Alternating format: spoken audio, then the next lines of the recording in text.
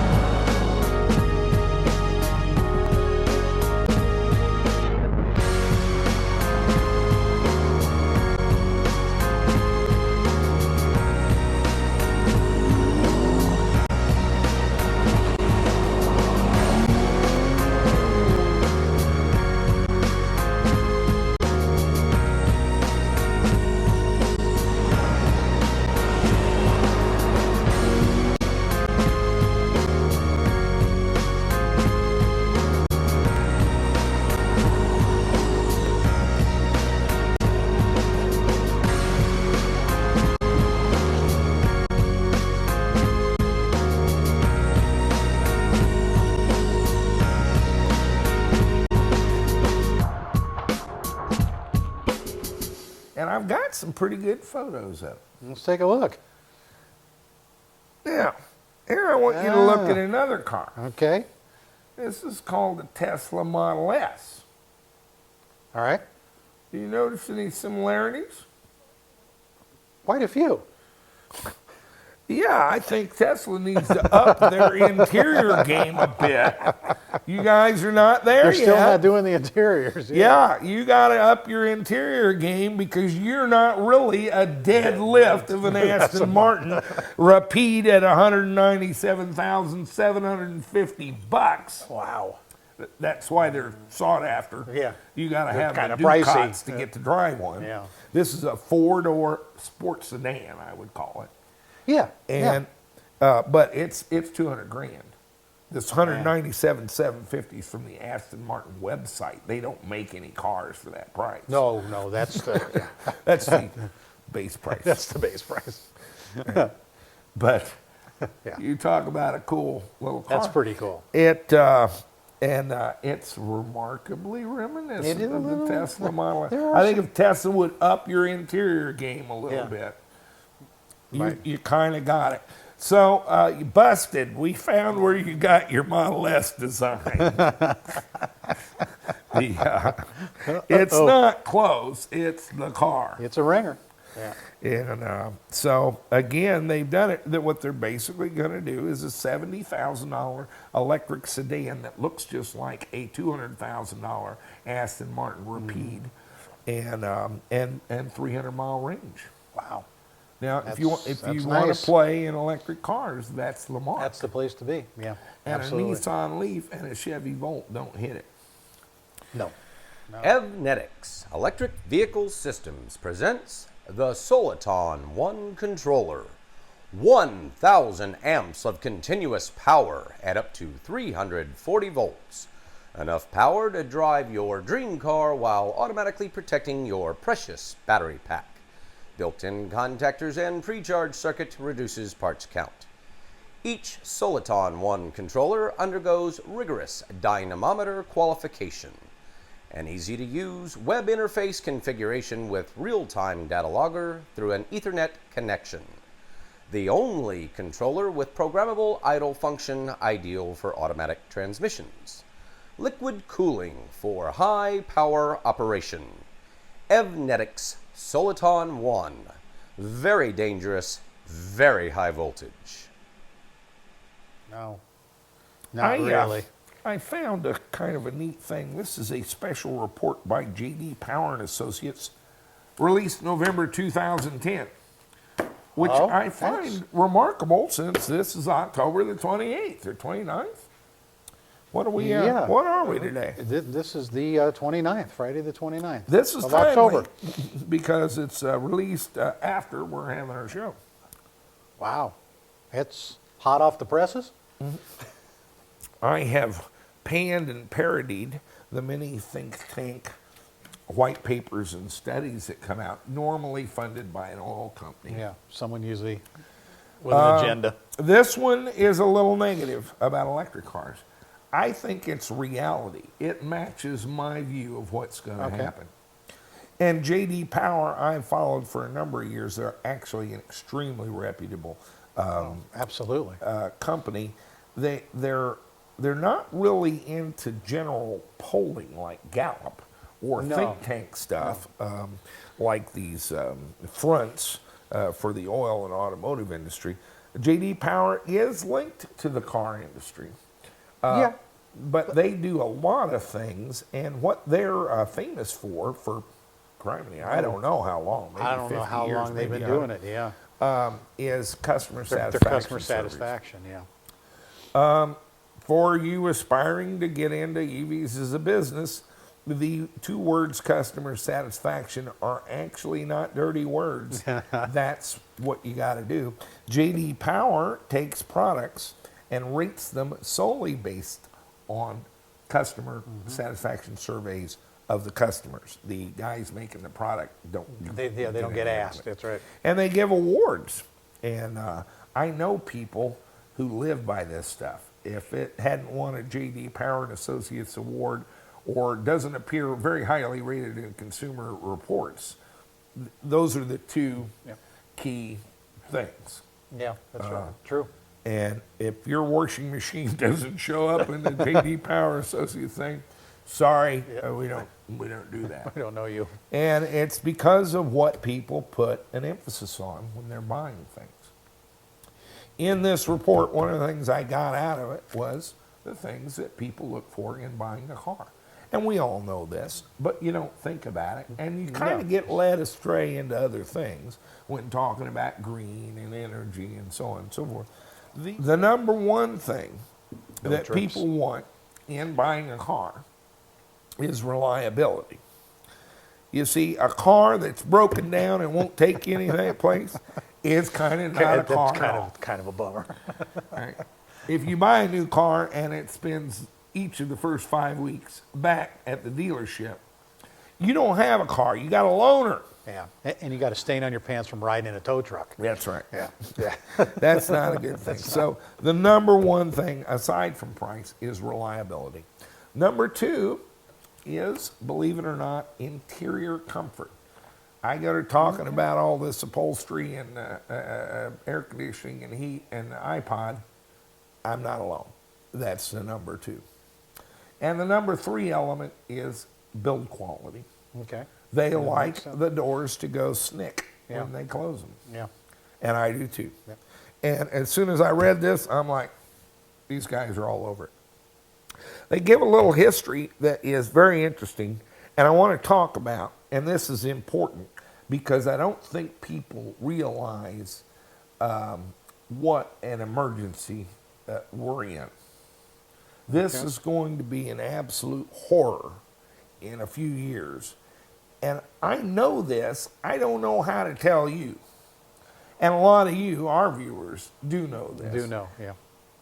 Kind of viscerally, but they don't know really why. Let's put some numbers to it. We've all talked about peak oil Yes. Yep. and about how the low-hanging fruit is, what peak oil is that low-hanging fruit in finding oil is gone. Is gone, yeah.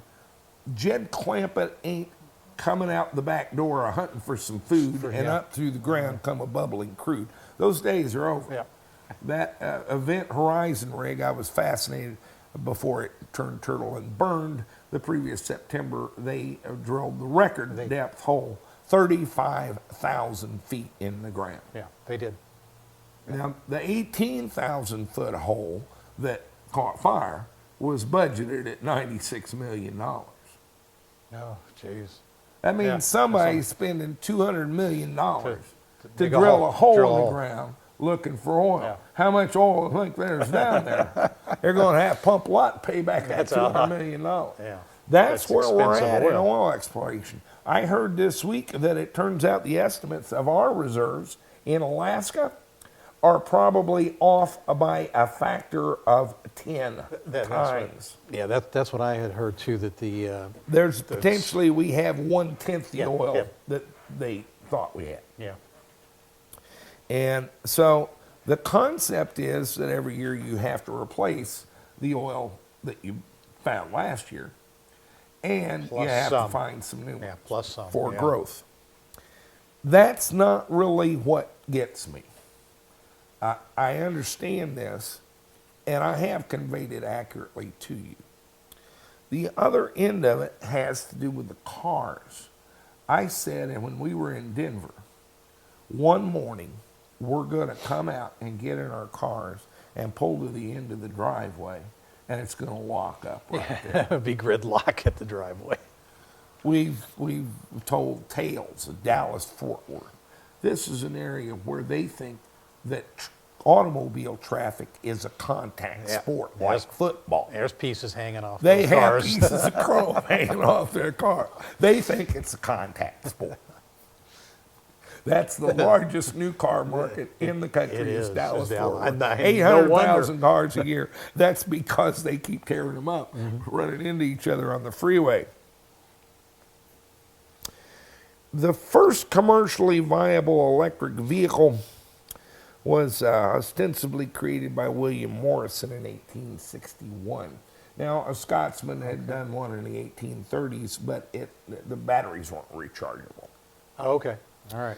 So, Ostensibly, and this, it gets a little wispy, the first internal combustion engine, Motorwagen, was created by Carl Benz in 1885. Interestingly, my hero Ferdinand Porsche in 1900 was the year he did the first hybrid. oh, okay. Okay. That's I where love we Porsche. started. From then to the point where we had 500 million cars on the planet in operation. Took until 1995. So from 1900 to 1995? Yeah, roughly. Yeah. Wow. Yeah, 95 years. 95 years. Or far, We went half a from billion. 0 to 500 million cars. Yeah. Here's the gig, Brain.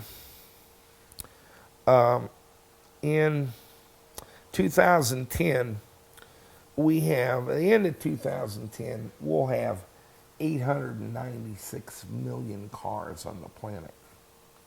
And we go over 1 billion in 2015. Another 5 years, so we'll have doubled in, what, 15, 20 years. This is an accelerating adoption curve. Yeah. 95 years for the first First, 500 million, Yep. And then 20 years for the second for the second. 500 million, and 5 years later, we're going to have another 200 million for 1.2 billion automobiles on the planet. That is very definitely accelerating. Global warming is your issue. It's not. But we know you can shut yourself in a garage and kill yourself with what comes out of the ass That's end right, of these yeah. things. I mean, everybody pretty much agrees on that. Yeah. Because it's a popular suicide Oh yeah, very, technique. very sleepy. Don't wake up. You just kind of go to sleep and never come back. It's just the number of cars on the road. Yeah. As India and China come online with a middle class, this accelerates to phenomenal rates of adoption. Yeah. We're selling new cars in 2010, 44.7 million. Okay. Now, obviously, we retire some cars Right, every year, right. too. Otherwise, we'd be at We'd be a billion swimming in next them. year. Yeah, that's right. So that's kind of the first thing is this is going to be when we hit the wall on this, it's going to be so ugly you can't imagine. I really fault our economic depression, really, that we're in the United States right now with that $4 oil. $4 oil, yeah. Everybody's got another theory about how it happened. I think I know how it happened. People got up one morning and they got a pick between making their home mortgage and filling the tank. Film tank, yeah. Guess what they picked? All of them, 100% of them. Oh yeah, Filling the they tank. filled the tank. Got things to do. And that's what threw Yeah. our financial system into a tizzy. Even the future unemployed people filled their tank. The why we're using out of that 44.7 million cars we're going to build this year, 954,000 of them would be hybrids or battery electric, but primarily hybrids. Yeah, right now, yeah. The in 1918, there were 50,000 electric vehicles on the road. In that's a lot. 1901 was when we drilled our first oil well. Gasoline was not really that easy to come by before 1900. No. 1908, Henry Ford introduced the Model T at $850. It was smelly, it was loud, and the big thing was it was hard to start. You could break your arm starting a car. When it started, that compression came thing back and kicked snapped back, it, yeah. And so particularly women and so forth didn't want to, they couldn't start the car Right. without somebody helping them. In 1911, Charles Kettering invented the electric starter. Let's talk more about oil.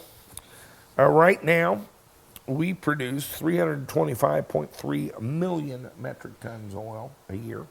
We use 842.9 million, so we're producing 38.5% of the oil we need. All the rest of it has to come from outside the country. China, interestingly, produces 189 million metric tons. They're using 404.6, and that means they're producing 46.7% of the oil they need. Yeah. But their growth rate It's in the gonna- adoption of cars is out of control, and they're number's producing gonna what drop they can quick. produce. Yeah. The gasoline prices are kind of an interesting thing.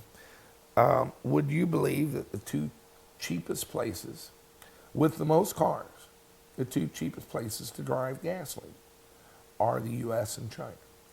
The United States, okay. we're averaging right now $2.85 a gallon. China, it's $3.71 a gallon. That's still not bad though, compared to the rest of the world. Yeah, but they're making $600 Yeah, a month. yeah, Brian. that's true. Oh, Shop cat, be gone. $5.40 in Tokyo, $6.60 in London, and $6.82 in Berlin. Okay. Now, in my world, this is pretty simple. Let's just tax gasoline, use money to subsidize electric. It's not that simple. As I said, if I think that the reason our economy is in How do you problem is charge the $4 more? Yeah. gasoline, how politically popular is it going to be, and what will it do to our economy just to put a $2 tax on gasoline? Yeah. It's in every In the delivered cost of good. everything. It's in the cost of everything. Everything. The cost of everything. It's not politically possible. J.D. Powers and Associates has been surveying people about electric cars and hybrid cars and so forth. They note that the problem is the price. 60% of the people asked if they would be interested in a hybrid or battery electric car. 61% of them express an interest in it. If they find out that there's a $5,000 increase in the price to be a hybrid, Okay. the interest drops to 30%. With electric, about 17% of the people in the country are interested in battery electric vehicles. The range anxiety is still, It's still a real. problem. Yeah. And so there's only 17% of the population really interested in an electric car at all. And if you tell them it's going to be an additional $15,000, that drops to 5%. Yikes. And so, as she told you, size matters, or price matters. Price matters. That's right. The price of a compact car, they're saying, is between $15,400 and $16,200. This is a Prius class compact. The Prius is $22,800, about a 40% penalty. The Leaf, an electric car, would be a $32,000. That's 100%. That's a penalty. huge, yeah. And even after the subsidy, it's $25,000 or $3,000 more than the Prius would be. So no one's going to buy them. Right now, of our 44.7 million cars, 934% of them, or 934,000 of them, are hybrids or electrics. And Toyota and Honda, it's overwhelmingly hybrids. The battery electric vehicles worldwide this year will be 20,150 Oh, units. man. Yeah. And you're counting the Gem, You're counting, yeah. the Vantage van, all of it. Anything registered as an electric vehicle. Yeah. Wow. They think that the battery electric vehicle will grow to 640,000 units by 2015 and 1.3 million in 2020. However, that's actually a decrease. We're talking 1.8% of the cars by then. Oh, yeah, because Because they're going to be cars will producing be produced. 70.9 million, not 44 million. It's a much smaller percentage. Oh, yeah. Of the battery electric vehicles, guess where they're going to be? 62% in Europe, Yeah. 21% in China, and the U.S. is going to build 97,500 battery electric cars in 2020, 7.5% of the total cars, and they expect Renault and Nissan to be 33% of that market. Of the market share with Nissan F33. Yeah. And so this is a reality zone. It's a reality check with the. And it's driven not by the oil companies and not by wishful thinking. This is by talking to people that buy cars now and assembling the data on automobile production. Right. Well, what would consumers do, and what would be attractive to them? And wow. That's the real deal. That's the real deal, guys. Yeah. And the real deal is that this is going to be an emergency of global and epic proportions as our ability to produce oil goes down. Yeah. And the number of cars essentially doubles in 20 years and culminating in the next 10. This is the elements for the perfect storm. Oh, absolutely. Yeah. Now, the demand and the need for internal combustion cars is clear, and the inability to meet it with the oil is likewise clear. We're going to have both. Most of our cars in 2020 will be internal combustion engine cars. Yep. And they still will be producing oil. And in fact, they're going to be rapidly producing oil because it's going to be $60 a gallon for the gasoline. Yeah.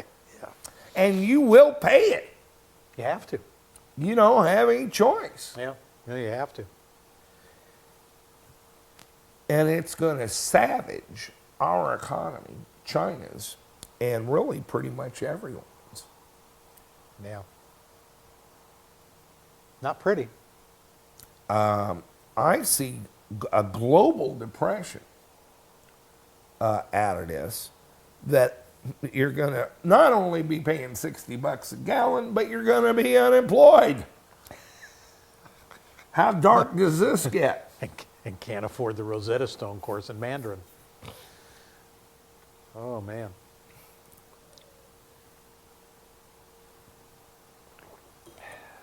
Charles Dickens, A Christmas Carol? Yes?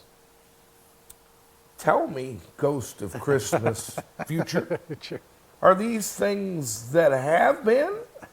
Or are these things that are yet to come? Yet to come. If one would change the means by which they live, then would not also the outcomes change? Tell me. Tell me, old ghost. Erase this name from this stone. Well, I hate to be Ebenezer Scrooge, but if you guys want to live, we got to change the game.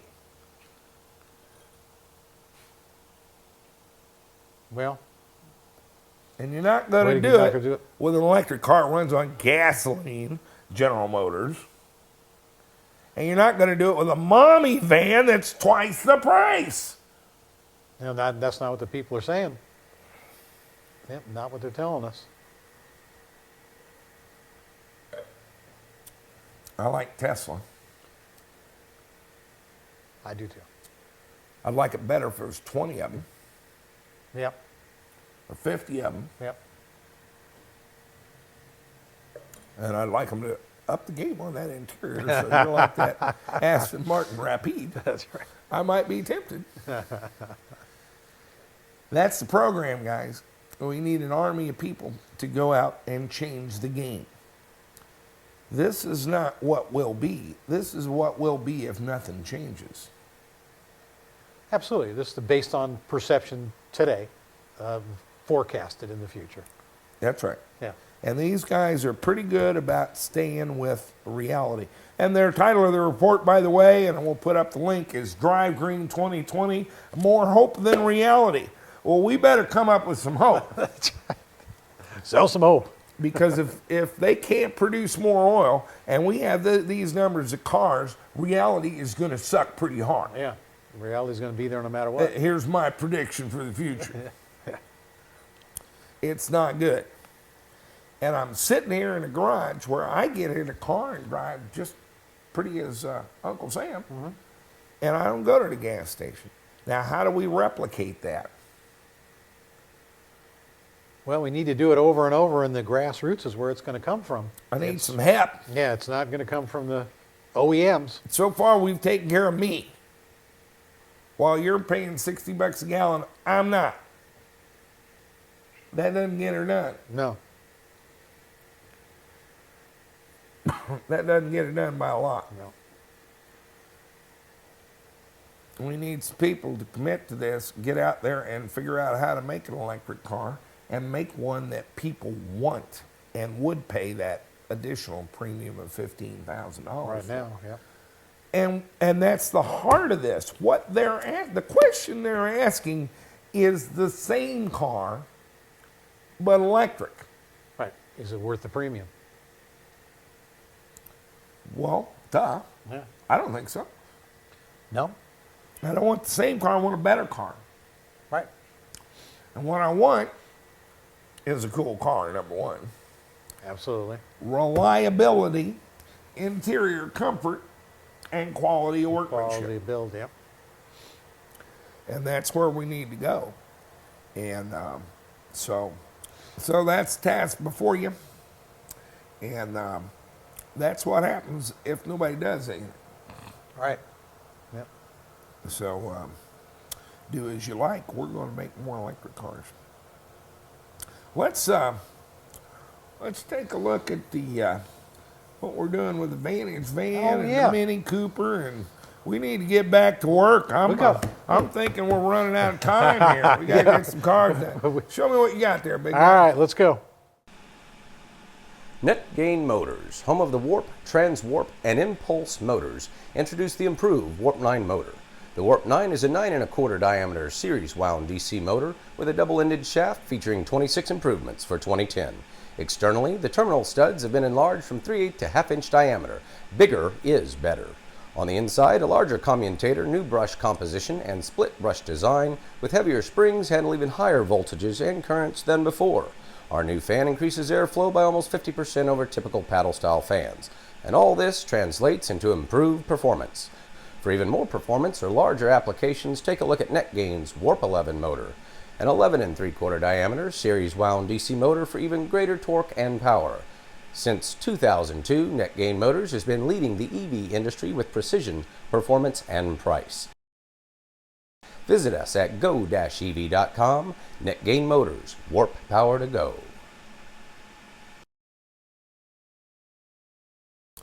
Okay, Brain. This started with me making a little boo-boo. One Sunday afternoon. Yeah, unsupervised. and Shouldn't by leave 'em alone on any weekends. Adult supervision. A little bit of my homemade whiskey. It was a good Sunday. I bet it was. Actually, Matt was hanging around that weekend. There's got to be some way I can blame this on him. He started it with an electric grill and that magnetic pickup. And you got the power steering and the tactile light up. Got power steering and the tactile light up. It actually started on Saturday then. Yeah, that started on Saturde. The Mini. 2 I made a days. couple of changes in the Tim 600.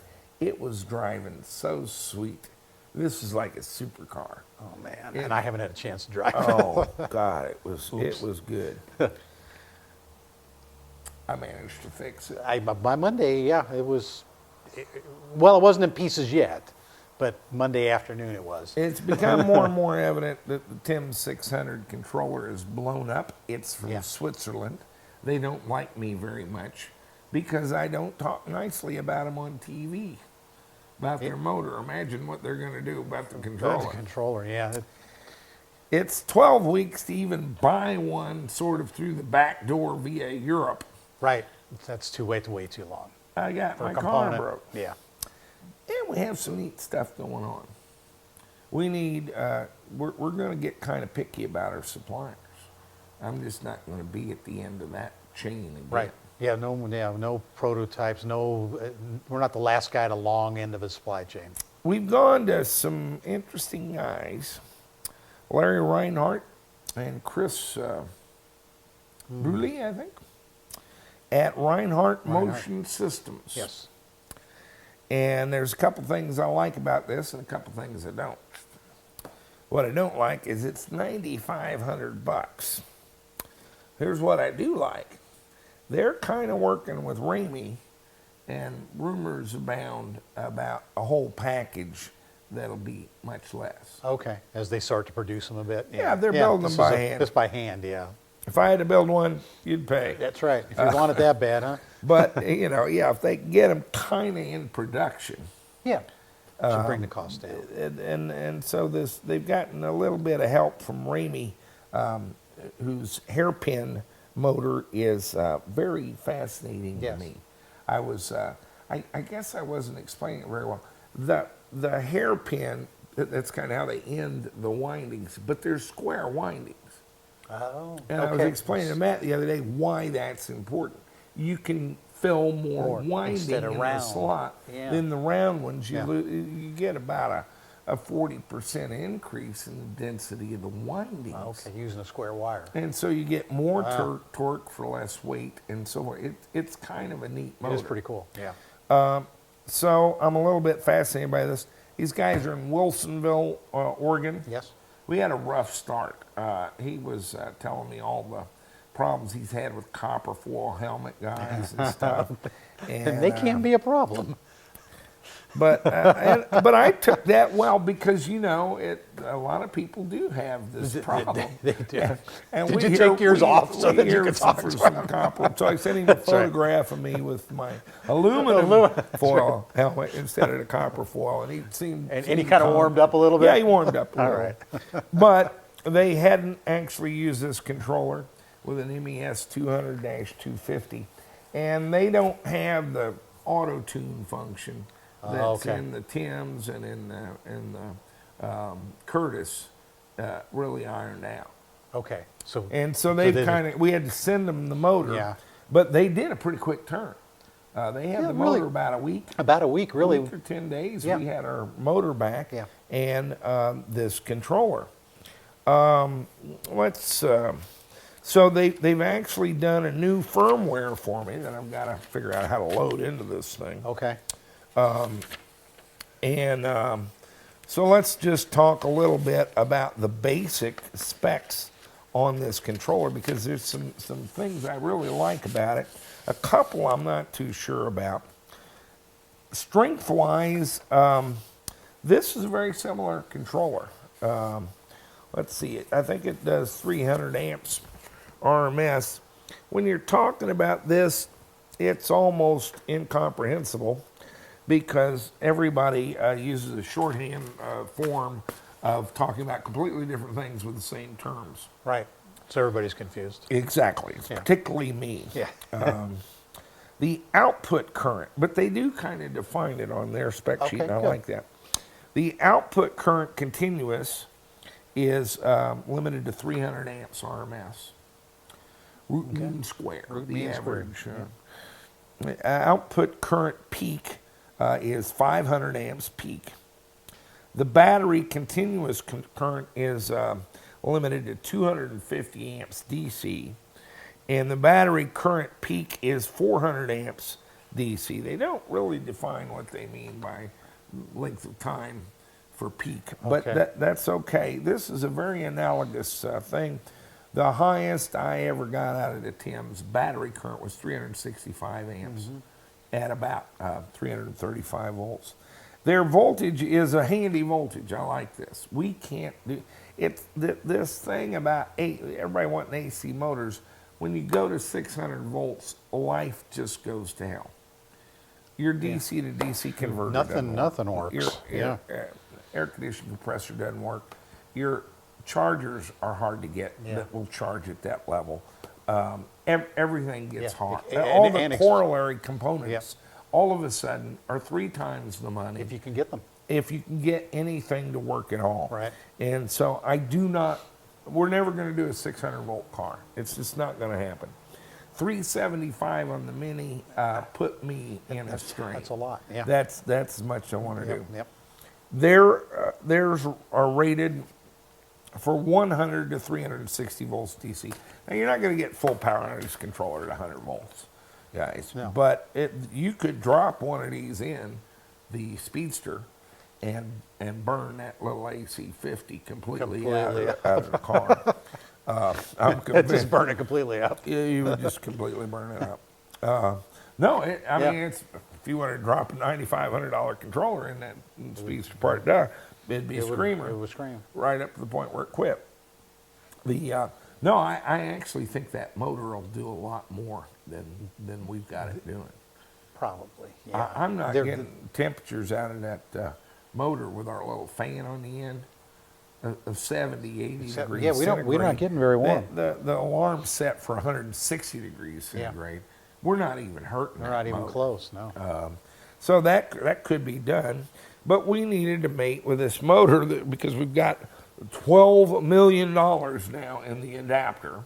Yes, it's probably the most expensive adapter in the world. Yeah, maybe that coupler we just showed you was another $675. And the adapter thing was $4 something. So we spent another $1,000 on our adapter. So we're kind of committed to the MES 200-250. Yes. Ironically, we don't recommend it. Doubly ironically, that motor is a screamer. Yeah, oh, that's a nice motor. Absolutely. It puts out it was a POS, that little aluminum end plate, Oh. no support. Yeah. It's a terrible situation to be in, but power out of it, that son of a gun's a screamer. Yeah, no, it runs hard. That We're motor's tearing good. up our drivetrain, all our mounting, twisting couplers. We're getting pretty good power out of that little motor. I think so. And I think the trick is our massively overdone liquid cooling. Yeah, we're keeping all our components cool, and they're able to put out power. That Messier pump with A&8 hoses is moving 20 gallons a minute through this thing. Yeah. And that's a lot pretty of good. cooling. Yeah, we got a lot We of put a cooling. big radiator and a fan in the front. We're probably going into that Tim's controller anyway at about 40 degrees centigrade or less That's pretty good. inlet, and maybe a lot less. Yeah. And so our cooling system is, which That's why we're tearing our car were apart. we were laughing at this when we put this together. We'll use the radiator instead of the little radiator you usually use for Right. controllers. Yep. We use the whole radiator in front of the car. It got hot. We had to go back and wire the fan. That wire in. the fan on, yep. And but the result was a super cooling system for that, and it's given us enough power to tear our whole car up. This is very analogous power. I can't tell what the guy's saying. He wants me to be at 360 volts.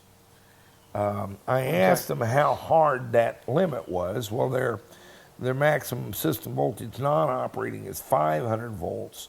They kind of put the cutoff at 400, and I don't see why I can't run 375 volts. Yeah.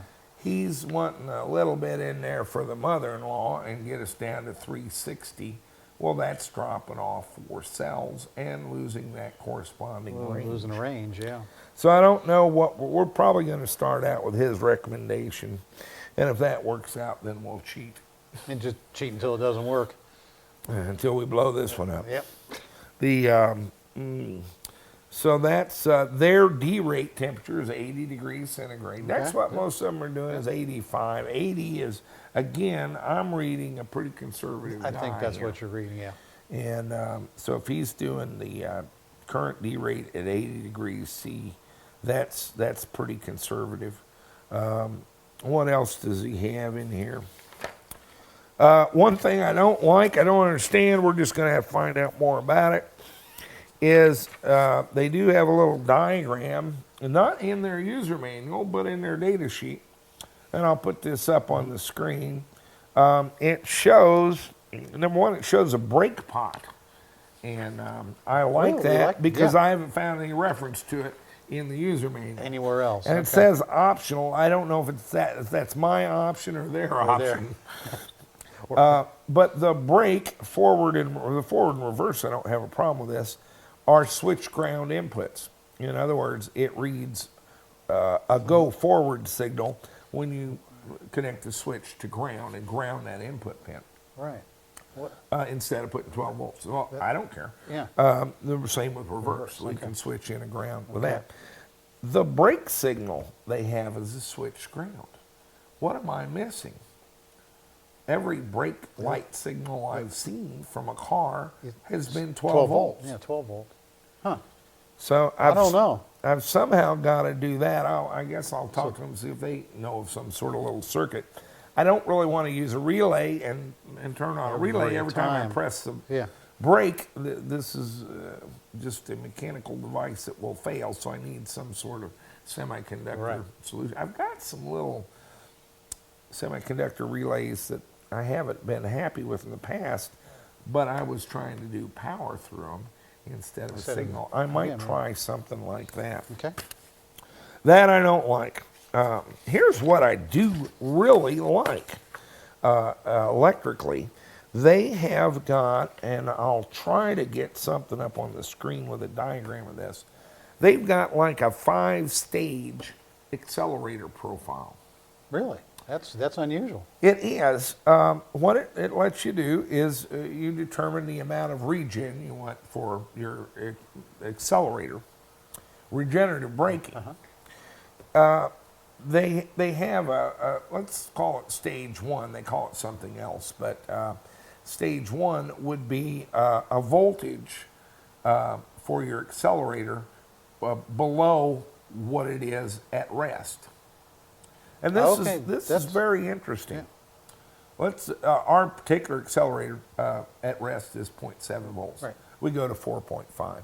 That's a mini accelerator. That's their accelerator, yeah. I'm going to put in a value for that of 0.4 volts, let's say. Less than our minimum. Yeah. Right. Right. What they do with that, this is actually pretty cunning. Normally, we actually have 2 voltages out of the accelerator. Yes, we do. A 0 to 2.8 and a 0.7 to 4.5. Right. Here's how you avoid the uncommanded acceleration extant in the Prius episode, is you do a sanity check. You take 2 inputs from your accelerator, and they have a relationship. In other words, at 3.5 volts on your main accelerator input, you should correspondingly have a 1.8 All right, volt on that other- on the lower one. Right. They're not identical, but they do have a do relationship. relate, yeah. If that relationship is not maintained on your sanity check, you shut down the controller. Right. Now that's how to do it. They didn't do it that way. But they did something pretty cool. I'll set that first point at 0.4 volts. And if it's below that, they're going to take that as a failed item. Okay. So if I get a ground on there from a wire broken or something not right, they'll shut down the controller. Okay. That makes sense. Now then I can set a stage where a regen is at its maximum. And that would be like our 0.7 volts or 0.75, a little bit of accelerator Right. power. I'm doing regen. Maybe I'll make that 0.8 volts. Right. Just yep. I'm Little regen. 0.7 at rest. 0.8 volts would be maximum regen. And then you set another point, which would be your minimum regenerative braking. Okay. And that could be 1.2 volts. So whatever I set for the maximum torque on the regenerative braking would be mapped on this 0.8 to 1.2 volts linearly. So if I let it at 1.8 volts, I'm letting off the accelerator, I get a little bit of regen. As I come off the accelerator, that increases. More. And I can make this band as wide as I want. I can have the whole accelerator be It'll all regen. be I regen, guess. yep. Yeah. I can make it as wide as I want, and I can apply whatever torque I want across that. Second thing, we've had a big issue about me coasting and freewheeling, Right. and you regenerative braking. Yes. Yeah. Different style, different driving styles. Yeah. From the 1.2, I can declare that the beginning of my coast band and go up to 1.5 or 1.6 volts, say. And if it's in this zone, which I'll be able to set as wide as I want so I can feel it, the car freewheels. Free wheels. Yeah. And I With a can, little I can accelerator on. adjust how wide that is Yeah. for feel. And from the end of the coast zone to 4.5 volts, let's say, is my drive torque. Okay. And I Okay. get to set Yep. what the maximum drive torque is. And it will map that from 0 to maximum in that range. That band. From 1.8 to 4.5. Wow. So I've actually got 3 different bands that I can determine the width, and the maximum amount. The coast, there's no maximum amount. It's the controller's just all freewheeling. coast, yeah. And the regen and the drive, I can determine their width and their magnitude. That's I've never seen one done that well No, that's interesting. on any of the Very, controllers. very interesting. Then I've got an upper limit that I can set, the 4.7 Oh, volts. okay. And if it gets a 5-volt signal, it takes that as a broken accelerator again and shuts down the Shuts it thing. down. So if we short their 5-volt supply through that accelerator, controller It's shuts over. down. So I've got a safety on the top and the bottom to detect the ground or 5-volt situation. Right. And then I've got these 3 bands. I like this very well. Yeah. This is, I believe that is going to allow us to tune the feel of that accelerator. We can go out and test drive that and come back and change it for the next 7 For years. forever. Every day. We'll never have it set again. We'll always be messing with it. And it's an infinitely tunable accelerator. really is. This, and by the way, if you're doing controllers, if you don't do it this way, you're stupid in public almost. Yeah, this that's is pretty cool. a great Yeah. way to do it. Yeah. I'd still like the option of the sanity check since a lot of these pedals now A lot have of them now are the automotive grade pedals, and it would have, the sanity check would be there. But this is, I'd rather have this configurability than that sanity check. Right. So I think that's a great feature on this controller. The rest of the controller is pretty simple. I've got a fault indicator, an OK indicator, power switched on. Here's something I don't like. You have to have a brake, you have to turn on the controller. You have to have a brake signal and then put it in forward or reverse, and it does a startup check. If you don't do that in that order, it won't start. That's a little complicated. What it forces us to is we use the transmission for forward and reverse. I Yeah. don't do forward and reverse. No, we don't for the motor, yeah. But, you know, I was going to go to this anyway, and here's why. This reverse gear with regen on is too jerky. It's the It's gearing's too- so it's too low. low a gear. Yeah, it's so low that, man, you really feel And it. so I was kind of thinking of putting an electric reverse in anyway and leaving it in 3rd gear, Okay. just because it'd be smoother Yeah. backing up. So I'm not totally opposed to this, but it seems odd. And it's going to make the electric car a little bit strange. Yeah, to just You're going to have hop to in and know drive, if yeah. you don't put your foot on the brake enough to get a brake light before you put it in forward or reverse, it's not going to start. Yeah, but I guess there are cars, I guess you do go through that routine, though, with a lot of cars to get it out of park and reverse through a regular automatic transmission car. You have your foot on the brakes. I guess not that bad. Well, we're going to have a 3-position switch. Yeah, we're gonna have to- forward, Yeah, neutral, and reverse. yeah. You have to know that you have to put it in neutral First. and press the brake, That or is- the car's not going to go. Yeah, that does make it different, yeah. That's I like to make them work the way they work. Right, like a regular car. As yeah. much as I can. Yeah. And this is dragging me off into the weeds of wackodom. It's where EV guys look weird again. And it's got some safety pluses. Yeah, yeah. But I don't like that. We can do it pretty easily. We'll get a 3-position switch and our brake switch somehow to work on to switch ground. But that whole scheme doesn't work for me. The controller does have an RS-232 serial port. I'm testing a charger that you can only talk to by CAN bus. I know right we've got that right now. and yeah. it's just, That's a and nice- it works, by the way, but I have to have another $100 adapter. Right. How many components have I got to rig up specially for to talk to? But this does have a CAN bus that you can use to talk on other things. But it has a serial port that I can use to program. Good. I've got a little program enable switch. I've got a wire in here because we have to update the firmware. They did do a special firmware for me, adding the MES 200-250 great. profile.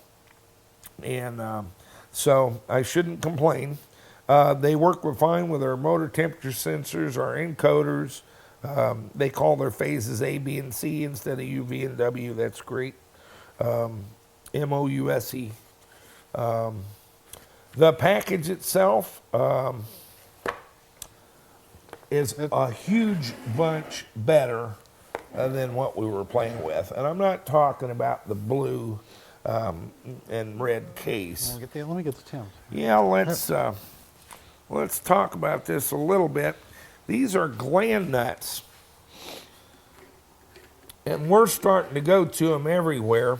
But these stainless ones are $55 through McMaster-Carr. I happen to know. Yeah, they're pretty pricey. Maybe I had a slightly bigger one than that, but they don't give these away.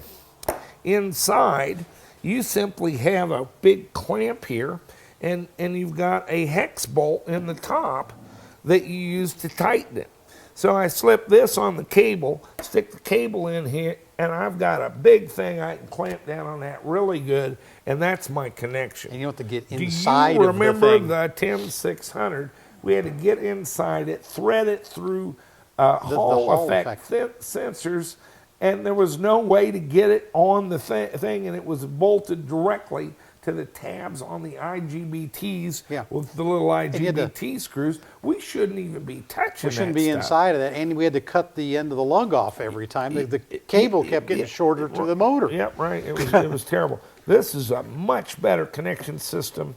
These stainless gland nuts give you a totally sealed situation. You tighten this down, that foam goes around that cable, and you can't get anything in there. End of the story, yeah. It's pretty cool. High quality stuff. This is some nipples I've screwed in. Again, it's a liquid cooled system.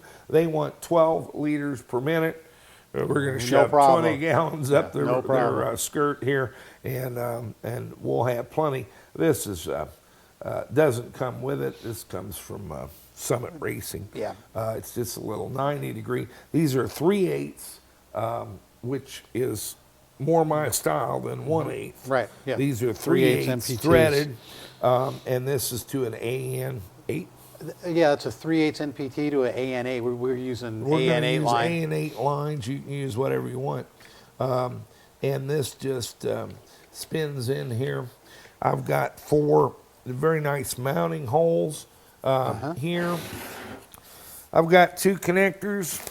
I've got to crimp them. They're little, Amphenol connectors and crimp pins. As you know, I've never met a connector I liked. So they're not going to please me with that, but these aren't bad. They're pretty nice. If you got to have a connector, that's a pretty sturdy thing. The whole thing is smaller than the Tims, a little bit lighter, I think, but very solid construction. And I think this is going to be a comer. Here's 2 advantages to it. Right out of the box. They're in Wilsonville, Oregon. I can fly out and strangle them. I've got my own airplanes. Yeah, no big deal. Switzerland, it's a little longer flight. Yeah. And I think they've got some stuff going. David Coy on Current EV Tech is carrying this with a Ford Siemens motor, but I think we're going to see. I'm hoping that we see a package with that Ramey motor and this Reinhardt controller pretty soon. Yeah. Somewhere in the 12, 15 grand range. I mean, what am I saying? It's a lot of money, but a powerful AC solution. Powerful solution. Something in the 100, 150 kilowatt range. And I think that's exciting. I happen to know of another program going on that's an even higher power controller and a soon-to-be named motor that has also got me a little excited. Again, in the 100 to 200 kilowatt range. This is an area that we've needed to address for a long time. I'm at the point of going back to Series DC, and truthfully, for low-end torque, you really can't beat an AC motor, it's more efficient. it's not going to make more torque. There's nothing in the rotor. It's induced, or it's magnets. Right. They got a problem with magnets. Heat causes them to demagnetize. You buy one motor and a year later you got a different one as far as strength, unless they're very carefully cooled in design. Yeah. Everyone puts out permanent magnet motors as being the ultimate solution. I got news for you. They're not. They're very good with space and weight, very good with power, except you got to take care of them. They're a little finicky.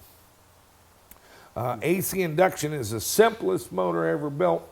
You've moved the problem into the controller, and we don't have a good solution for that. But they are never going to have the low end torque of a series DC motor. A series DC motor, we're running the same current through the rotor that we are through the stator, and the reaction is not resistible. It will tear itself up. Tear itself up. And the whole front end of your car doing that. So we're starting to do some projects back with the Series DC again, but we still need a good AC solution. We'll see how this goes. The programming is pretty simple. Good. He was really concerned about me being able to program his controller. I sent him the book on the Timbs, and they got off of that. The Timbs has 346 parameters in it. Most of them not even identified. Yeah, they're just there. A horror of a software program, and I sent them that, and they got better. It's like, we're not that bad. We can do that. Yeah, we can do that. Maybe we can. They have 15, 20 items in their user manual that really we need to address. Other than that, not. So I'm a little puzzled by the startup sequence and the brake signal being a switch ground. I don't know why that's throwing me so much, but it is. It's just something you have to work out. I mean, the straight cases, you just hook up a relay to your brake light signal and switch a ground to it. They tell me you don't actually need to switch between 12 volts and ground. An open and ground is fine. Open and ground, okay. They've got a pull-up resistor in there, and so that's not a problem. I don't want a relay clacking every time I hit the thing. We may play with a solid-state relay and see how that goes, but I've never found a use. Those other ones that we get from China, they burn up under any load. But this is a signal. We're not a load, yeah. They do kind of have a little residual voltage, and this has got a 0.9 volt threshold. It should be within, I think. Okay. I may play with that. That would be a good solution. But overall, it's a great looking package, pretty good documentation, and some American guys up in Wilsonville, Oregon, trying to get off the ground. I got to believe at this point that they've shown the PowerPoint presentation to every OEM in the world and have come to the conclusion that they got to make some and sell some in order to have a business. And welcome to my world, guys. Yeah, it is a little icky, but I think you'll do pretty well with this controller, unless it just turns to shrapnel on my face. I think we can work with this very well. It's going to neaten up our thing, and I'm, first impressions is what you're getting here. We haven't run this or hooked it up yet, but the diagrams I'm seeing, the controller I'm seeing here, the data in the manual, which is mostly in English. Very straightforward. Is a little conservative. Yeah. Right. I mean, it leaves some questions, but it's by an English-speaking person has obviously typed it up. Yeah. And they've been great in support of us. I don't know why. At first, they were trying to tell us to go away, and then now they turned this around. Really bailed us out of a situation here. I can't get another controller for 2 months, and they turned one up in 10 days. So thanks for that. And my first impression is extremely favorable. I think if you'd make a few of these and go ahead and sell them, you'll get over the pain. And then maybe somebody will notice the whole country's trying to sell intellectual property on a PowerPoint presentation. Oh, yeah. It's not precisely what you think. Lightning strikes, but it's kind of like winning a lottery. Ovonic battery did it, and now you can't shut them down. Yeah, They that's all- right. They all want the $100 million from General Motors and retire. Well, that's not my world, and I've been retired. It's not what you think. So that's the Reinhardt controller I like initial it. impression. We're going to show you each step of the way what we're doing as best I can on video. Some of it's just basic wiring. We've got a crimp tool do the and plug. so forth to run some wires. Remarkably few. We went through a rat's nest in the Mini, and it didn't amount to anything. We had just accrued over time. That's what had happened. A mess. Yeah, there was stuff we were using, a tachometer, some other 12-volt, switch power sources that I cleaned we got that rid up. of. Yeah, I cleaned that up looking a lot yesterday, and we're down to 9 or 12 wires. not many. Yep. That we need to do anything with.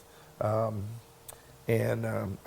do have a question about they show a brake pot input. Yeah, that'd be And like to see. We Yep. had extraordinary success with the Speedster with a brake transducer. Oh yeah, we put that in Speedster. Duh, that worked great. And but I can and I didn't see much.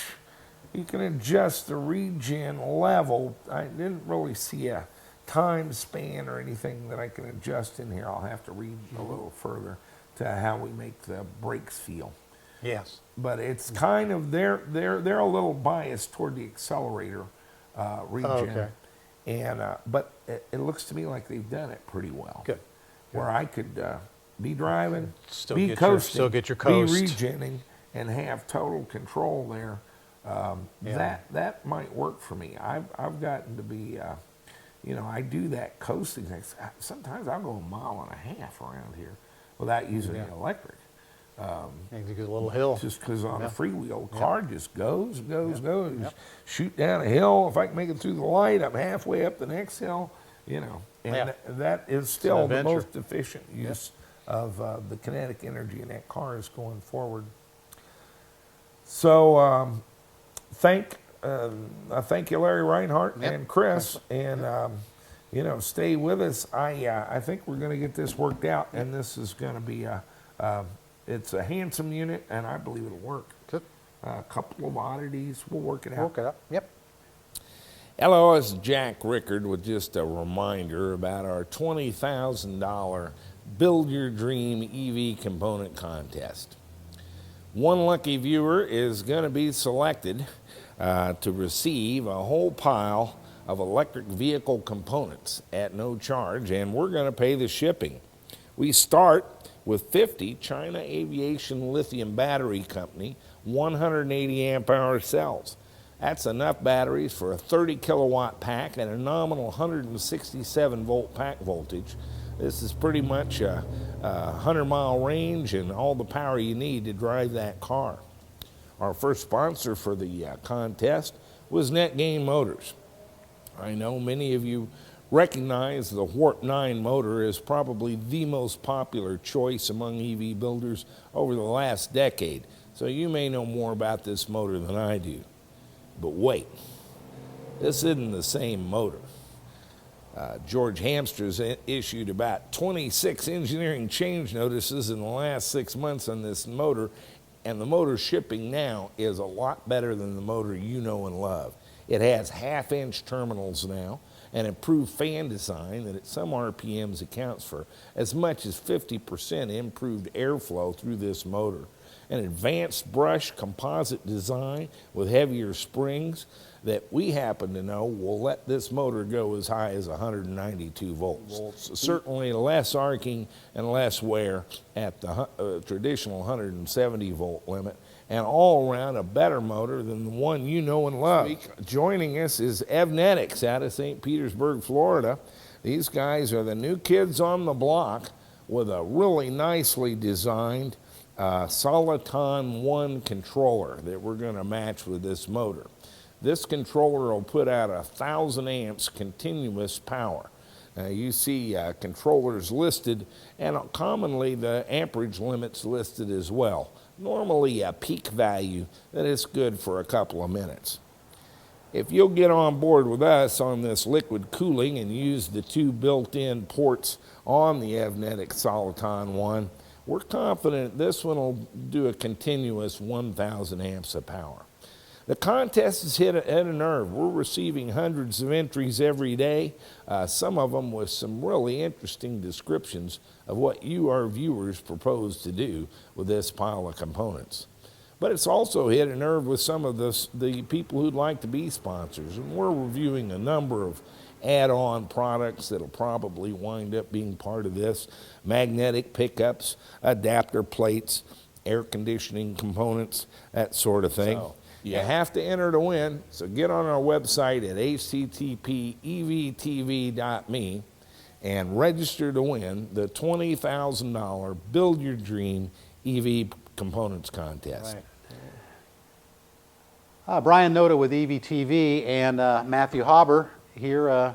You've met him in a couple of episodes. He's out here from Southern California, helping us with the Mini project a little bit now, and also with the Escalade when we get all our parts put together all in one place and we can start that project. Mm-hmm. We took the Mini apart and we had explained what had happened. We figured out how to get the tach working and the power steering by incorporating the existing, they called it the crankshaft sensor, which is just basically the exciter ring and a pickup. Mm-hmm. And all of a sudden that turned a lot of things on in the car. We should have known, but we didn't provision for it when we had the adapter plate built. It's a piece that we really want to have in the puzzle. That's how getting done right now at Cape Precision Machine. In fact, Lucian should have that done for us. Mm-hmm. What we also found was our a little twist in our I guess our coupler here, our flange and our din shaft, and it actually twisted outside of the motor, inside of the motor, in the involuted shaft. The female side really couldn't, but it twisted up here. Our sleeve that was sweated on loosened up just a little bit. Didn't really make us happy. So what we're having Lucian do right now is we've redesigned this flange and the shaft. Instead of the two-piece and having a sleeve over it, he's going to go ahead and machine this out where we've got additional material all the way out where this doesn't bottom out in the into our involuted spline. It goes in about 1.25 inches. This will ride against the bearing just like it did before. It's all turning the same, so there's no friction. Instead of the 9mm bolts, he went to 10mm bolts, really because we needed a little bit longer bolt. 9s are just so difficult to find. They're just tough. Also, this was a little non-standard for the flywheel, a non-standard dowel pin. Mm-hmm. So we told Lucian to just go ahead and use 10mm and use a standard size dowel pin. Didn't need much. And Igor and he agreed that they would be able to set that up for us, and they'll just drill out the flywheel to accommodate that, and that's really no big deal. So we'll have the flywheel set up, have this set up. We've got a new clutch and pressure plate. In fact, we should probably do two-stage on that. Yeah, go ahead and grab that. Two-stage. Huh? Yeah, that's under the car. Matt will grab that. When we got it apart, we found clutch. Not shavings, but a lot of clutch dust. We found some, we also had to get the flywheel surface. We found a few hot spots on the flywheel.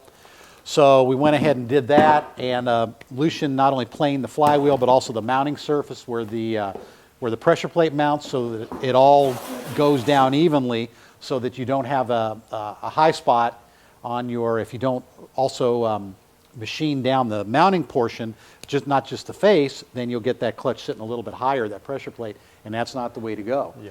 So we got a, name of the company here is Spec.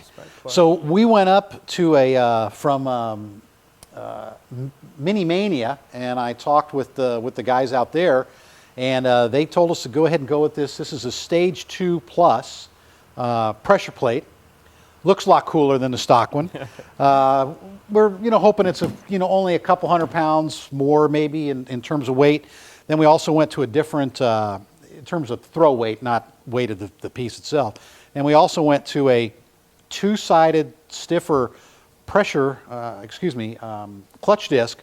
One side is ceramic, I believe, And the other was Kevlar. Kevlar, yes. Something like that, yeah. So hopefully we won't be losing a lot of And- clutch material. And we weren't getting clutch material, the clutch wasn't slipping due to the fact that, whoever was driving was slipping the clutch. We were actually throwing enough torque to it that, you guys hardly even use the clutch. We don't use the clutch that And often, no. You hit the gas or the throttle all the way, and you were actually getting clutch slippage, from not from takeoffs, just from a dead stop. Kind of gives you an idea of how much torque is actually being thrown through these clutches on these electric motors. On a gas engine, they kind of use centrifugal force a little bit to hold more pressure. So by the time that they're up into the 3,000-4,000 where a gas engine has enough RPMs, that's when the power's kicking in. It actually has more hold at that point. Yeah, we're getting from torque at 0 and max torque. So, we're going to experiment with this and see. Hopefully, we'll still have good, pedal feel, and it won't be too stiff. But it should feel a little bit stiffer than stock, and what we're hoping is not a lot stiffer than stock in terms of the feel, but in terms of the action, that we're getting a lot more. So, got that. We're having the adapter plate reworked, having a new coupler, flange and shaft done. So while we had it apart, we also found. We didn't want to just stop there, did we? No, and we found some problems. We found here a tear in our aluminum in our 6061, which we've found is fairly hard and brittle. It's a good aluminum, but we had some wiggling around. So this was our stock mount that goes over this. So this is toward the outside on the right side of the car, and this is where the motor was hung off, and then into the transmission, and it started tearing. So we're scrapping that, and Matt has come up with a model here in steel, and he's already started to fabricate this, where this portion here is going to be basically that right there. We'll have a hole in it. We're going to determine exactly where to put that. We may need to offset it a little tiny bit to get perfect alignment. And it's steel. It's only going to use the top 4 bolts of the motor, and this is where all of our cabling and everything come out on the motor. And this motor mount will sit in there. That's a rubber-mounted engine mount. So we're going to work this in, but he's got it to this point anyway. And he took and made a little paper model here. That's kind of how I started with it. This is how we do 3D modeling here. We actually make it in 3 dimensions out of notebook paper, and then make it bigger. Just scale it up and kind of look at it. Yeah, and it seemed to work pretty well, because just doing a simple model like that, you can just go walk over there and hang it on the mount, and you'll be surprised at what little problems you'll find, even just with a little paper model, and you can solve a lot of the problems before it's made out of steel, and you're stuck with it. Then lastly, and you guys know that we have had an issue throwing the left side, the driver's side drive shaft out occasionally. We think we got it taken care of last time. We really need to tighten the belly band up. Since we had the whole thing apart, and the best time to make improvements is when you have the whole thing apart, if you're doing re-engineering. So we're doing a new belly band. Now here's the old one, and this is the mount that mounted onto the engine itself, and then mounted here to the drive shaft. So it's set like this actually, and this mounted up to the drive shaft.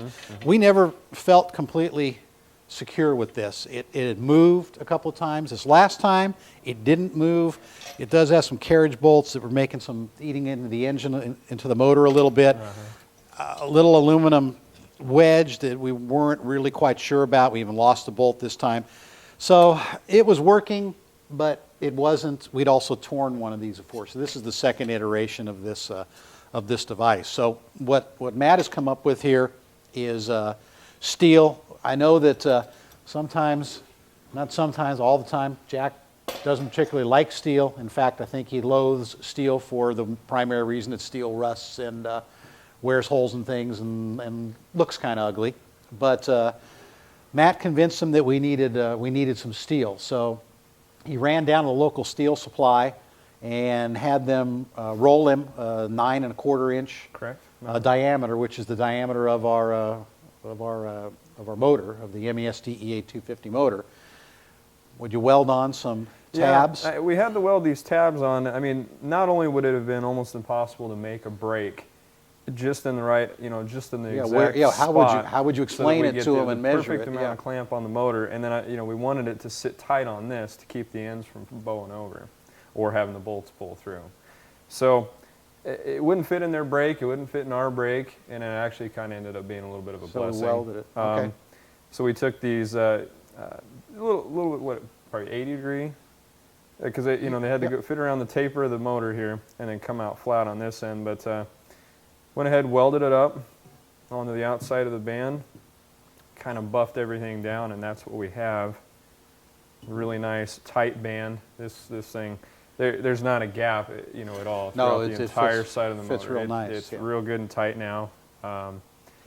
And of course, here's our other part of the steel, our other part of the mount.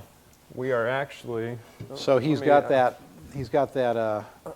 There you go. So this is. We're kind of looking at this now like this. Basically what I'm doing, so there's the replacement band. It's a little bit wider. It's fitting all the way around. There's no bolts on the inside, so it should have a good positive contact up against the motor, giving a little bit more surface area as well. Now, instead of running bolts and mounting this cast iron piece on, what I'm doing is actually building this bracket here. I've had a couple of squares made up with threaded holes. This piece here will go like that. Then we have this other side that comes over like this. And basically what I'll do is I'll be cutting this around when I get the perfect distance to what the band needs to, what the axle needs to be away from the band. To meet the band, right? We'll get that axle parallel again so that we don't have any angles on that axle. We think that that's really what we need to do, is get everything back to the stock alignment, and that should take care of our of any movement, which is what's allowing that axle to pop out. And the little bit that's going to be hanging over here, it's actually on the other side, but this side's easier to look at. That's where our new mount hole is going to be. Right. Basically, we're doing everything that this mount here did, but only out of a couple of pieces of steel. It's going to be a lot narrower, but it'll be just as strong, if not a little bit stronger than this. And then we'll find where the dog bone goes, as we call it, and bolt it up in there at the proper angle. Once we hang the engine in the left and right engine mounts, motor mounts, slide that, push that assembly back, and line up exactly where this needs to go. I think that he's got to put a maybe tack weld. We know that you guys like to see things. Sparks and fire is probably about the best thing. Is Beavis and Butthead say, fire. Fire. So let's get a little fire here. All right. I'll man the camera and you go ahead and make some sparks. And what I've got is our little square mounts here are just C-clamped onto the piece of metal here. Do you have the? So I'm going to go ahead and connect the ground here with the negative. The camera running, you bring it in, and then we'll talk about it. Yeah, you're not in the witness protection program like me. And all I'm going to do is just basically I'm going to put a tack weld on all three sides. We're just going to tack this up. You want to wait to do the final welding till it's all put together and everything's lining up. So it's just a lot easier if you tack weld it now, if you had to take it apart later. And what are we welding with? We had to go down and get a Lincoln Electric power MIG. We had a $4,000, $5,000 TIG welder that all of us ran away from. Yep. And we finally got it out of the box, but I'm going to zoom in here and see if we can ruin the camera. Yeah. All right. Let's go ahead and get a couple tack welds here.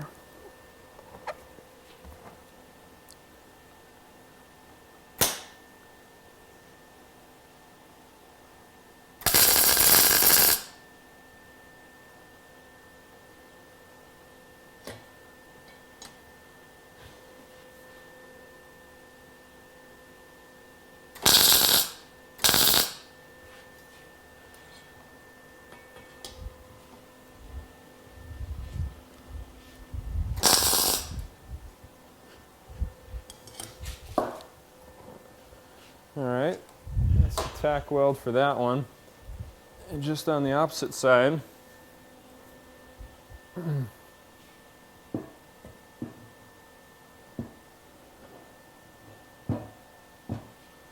got the same square just on the opposite side. This is 90 thousandths thick, 12 gauge steel. I'm just running a couple of tacks of welds on that.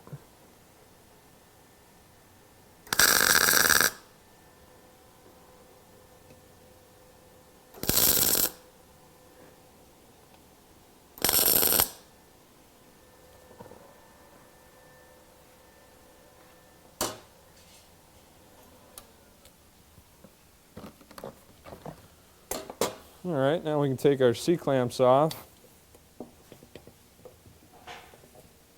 and kind of see how things came out here.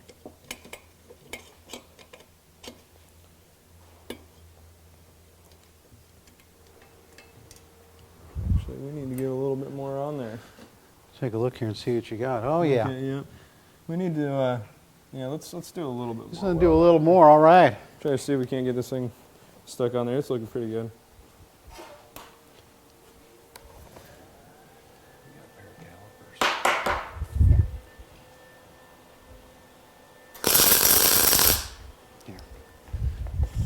Here's some old school ones in here.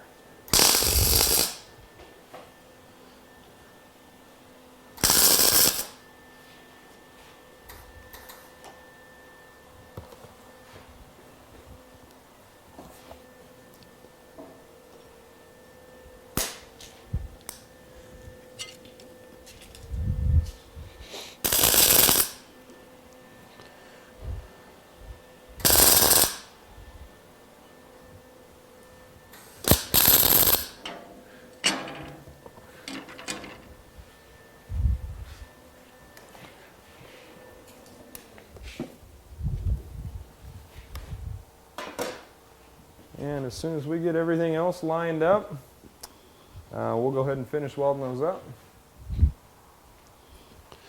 We'll take a look here and see. So he's got this, our block started in there. Looks good. Looks nice and secure. And we'll keep you posted as far as things are going. Now you have an idea of where we're going and what we're doing while we got the Mini apart, the things that we found, and our fixes for any issues. And hopefully that main one will this will all take care of that axle throwing issue and make this real secure. We still have a lot more to do, but a lot of the engineering and noodling is kind of out of the way. So now it's fabricating and setting things up and making some final adjustments. And when you can add 20 pounds, why not, right? Yeah, I guess 20 pounds and a few cheeseburgers, but Yeah. what the heck. Yep. All right, we'll catch you guys in a little bit. It's in the way you dress, the way you boogie down, the way you sign your unemployment check. You're a man who likes to do things your own way. And on those special odd-numbered Saturdays, when driving is permitted, you want it in your car. It's that special feeling of a zero-emissions wind at your back and a road ahead meandering with possibilities. The kind of feeling you get behind the wheel of the Pelosi GTXI SSR1 Sport Edition from Congressional Motors. All new for 2012, the Pelosi GTXI SSRT Sport Edition is the mandatory American car so advanced it took $100 billion and an entire Congress to design it. We started with the same reliable 7-way hybrid ethanol biodiesel electric clean coal wind solar pedal power plant behind the base model Pelosi, but packed it with extra oomph and the sassy styling pizzazz that tells the world that 1974 Detroit is back again with a vengeance. We've subsidized the features you want and taxed away the rest. With its advanced Al Gore designed V3 under the hood, pumping out 22.5 thumping carbon neutral ponies of Detroit muscle, you'll never be late for the disco or day labor shelter. Even with increased performance, we didn't skimp on safety. With 11-point passenger racing harnesses, 15-way airbags, and mandatory hockey helmet, you've got the security knowing that you could survive a 45-mile-per-hour collision even if the GTXI SSRT were capable of that kind of illegal speed. But the changes don't stop there. Sporty mag-style hubcaps and all-new aggressive wedge shape designed by CM's chief stylist Ted Kennedy slices through the wind like an omnibus spending bill. It even features an airtight undercarriage to keep you and a passenger afloat up to 15 minutes, even in the choppy waters of a Cape Cod inlet. Inside, a luxurious all-velour interior designed by Barney Frank features thoughtful appointments like an in-dash condom dispenser and the standard 3-speaker Fairness octophonic FM low-band sound system means you'll never miss a segment of NPR again. Best of all, the Pelosi GTXI SSRT is made right here in the USA by fully card-checked unionized workers and Detroit's famous visionary jet set managers. Even if you don't own one, you can enjoy the patriotic satisfaction that you're supporting the high wages, good benefits, and generous political donations that are once again making the American car industry the envy of the world. But why not buy one anyway? With an MSRP starting at only $629,999.99, it's affordable too. Don't forget to ask about dealer incentives, rebates, tax credits, and wealth redistribution plans for customers from dozens of qualifying special interest groups. Plus, easy pay financing programs from Fannie Mae. So take the bus to your local CM dealer today and find out why the Pelosi GTXI SSRT Sport Edition is the one car endorsed by President Barack Hussein Obama. One test drive will convince you that you'd choose it over the import brands, even if they were still legal.